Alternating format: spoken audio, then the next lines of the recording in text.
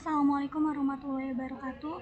Kami dari kelompok Final Project mata kuliah pemrosesan bahasa alami yang terdiri dari Muhammad Atila Rahman Saleh dengan NIM 1166, 2 Muhammad Fahmi Jalaluddin Ihsan dengan NIM 1281, 3 Dira Rajo Salma dengan NIM 1166. Yang berjudul Analisis Sentimen Ulasan Produk Marketplace menggunakan algoritma SVM.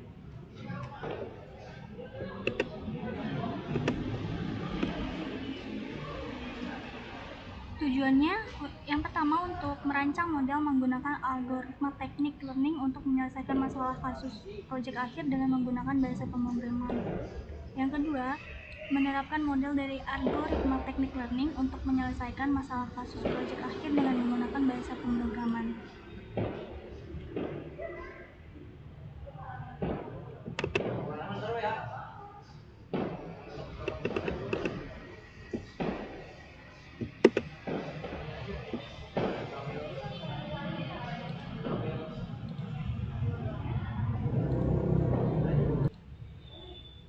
Kemudian kita mengambil datasetnya dari Kaggle.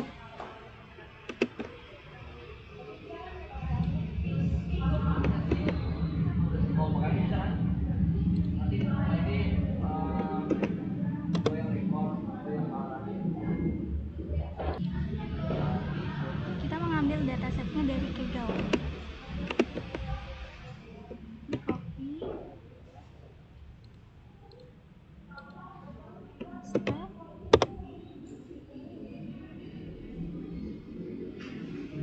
Nah, ini untuk datasetnya Lazada Indonesian Review. Kita download.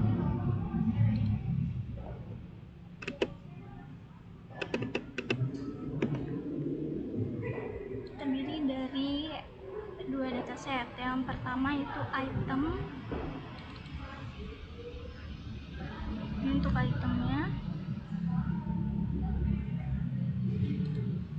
Dan yang kedua ini review dari sang pembeli.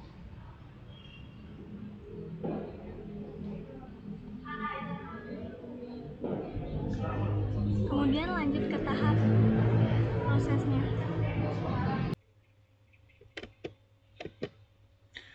Oke, baik, kita lanjut ke proses penyelesaian dari studi kasus sebelumnya. Di sini untuk yang pertama kita itu mulai mengimpor pustaka yang dibutuhkan seperti Pandas, NumPy untuk memanipulasi data, dan di sini ada Matplotlib dan Seaborn itu untuk visualisasi, dan pustaka Skitchlearn untuk pemrosesan teks, klasifikasi, dan evaluasi model. Ini. Lalu dilanjut dengan membuat dua dataset. Yang pertama itu ada items, lalu ada review.csv. Nah, di sini itu kita lanjut untuk kategori produknya. Ini kita dibaca dari file teks dan disimpan dalam list kategoris. Lalu di sini kode ini merupakan kode sampel yang dimana nantinya menampilkan beberapa baris awal dari dataset untuk memahami struktur datanya terlebih dahulu. Nanti seperti ini. Lalu dilanjut dengan pembersihan data. Nah, di sini saya membersihkan data dengan menghapus semua ulasan yang kosong atau kolom yang nol atau tidak ada isinya, buat agar tidak mengganggu untuk proses analisis nantinya. Lalu di sini itu kita memberi label sentimen. Nah, di sini kita menggunakan library text block yang dimana nanti memberikan label otomatis pada setiap ulasan. Jika skor polaritasnya lebih dari 0 maka dianggap positif. Ya. Nah, jika tidak maka nanti negatif. Lalu di sini kita melakukan pembagian data uji yang ini. Menjadi 80% untuk data pelatihan dan 20% untuk data pengujian. Lalu di sini kita vektorisasi teks menggunakan TF-IDF. Di sini teks ulasan itu diubah menjadi bentuk numerik menggunakan metode TF-IDF. supaya dapat diproses oleh algoritma klasifikasinya. Lalu di sini ada pelatihan model SVM-nya. Model klasifikasi SVM ini dengan kernel linear digunakan untuk melatih data latihnya. Lalu lanjut untuk evaluasi model. Di sini model uji digunakan dengan data uji, kemudian dihitung akurasi precisionnya, terus recall dan F1 score untuk mengukur performa modelnya. Di sini untuk akurasinya kita mendapatkan sebesar 97,3%. Lalu di sini kita memvisualisasikan confusion matrix sebagai visualisasi performa model yang membedakan ulasan positif dan negatifnya.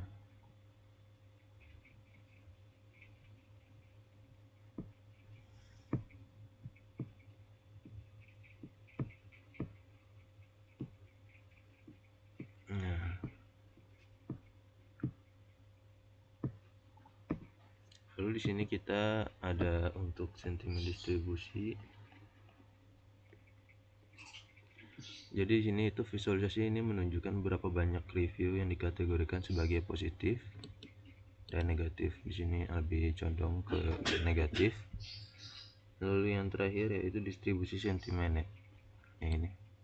Ini dari setiap kategori, sehingga kita tahu mana kategori yang mendapatkan banyak ulasan negatif dan positif. Kalau kita lihat di sini tuh yang negatif tuh berwarna merah untuk diagram batangnya, lalu yang positif tuh berwarna biru. Dominannya ya negatif gitu hasilnya. Mungkin cukup dari saya. Mungkin dengan alur ini saya berhasil membangun sistem analisis sentimen berbasis NLP dari ulasan e-commerce mulai dari pre-processing hingga evaluasi modelnya. Terima kasih.